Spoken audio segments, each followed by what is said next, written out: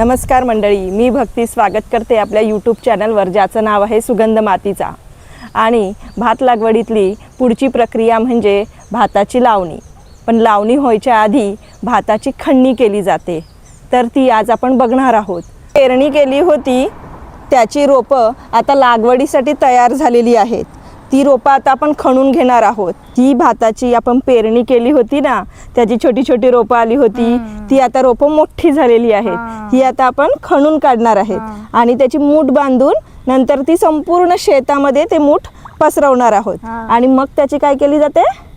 रोपणी, लावणी। प्रत्येक ठिकाणी त्याला वेगवेगळे शब्द आहेत, ठीक आहे? आता करायचं ते आदू काढ।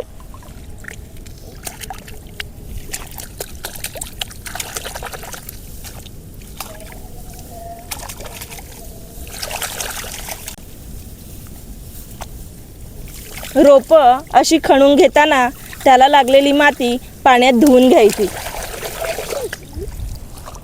या प्रकारे।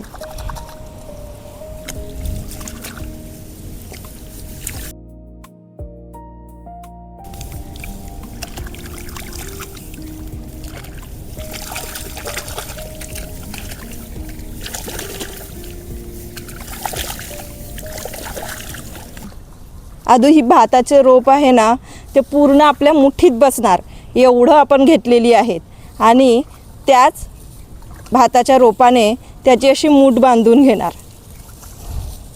आपल्या हातात मावेल इतकं आपण त्यात रोप घेतलेले आहे, मुठीत राहील एवढं, म्हणून ह्याला मूठ असे बोलतात, बरोबर?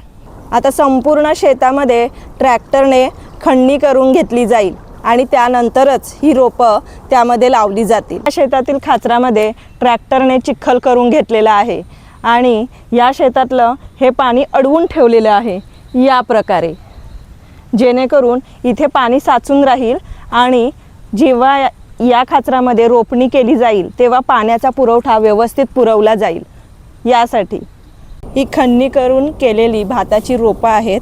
आणि ही अशा प्रकारची रोपं सगळ्या शेतात मग पसरवली जातात आणि त्यानंतर सगळीकडे रोपणी केली जाते।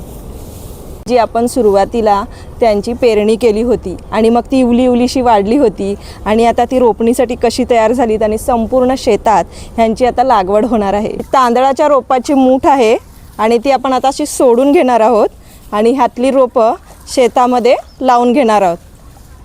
ह्या भाताच्या प्रकाराचं नाव आहे पूनम राशी आणि हे भाताचे रोप 2-2 काड्यांनी रोवले जाते, म्हणून 2-2 काड्यांनी आपण ह्या भाताची लावणी करून घेणार आहोत।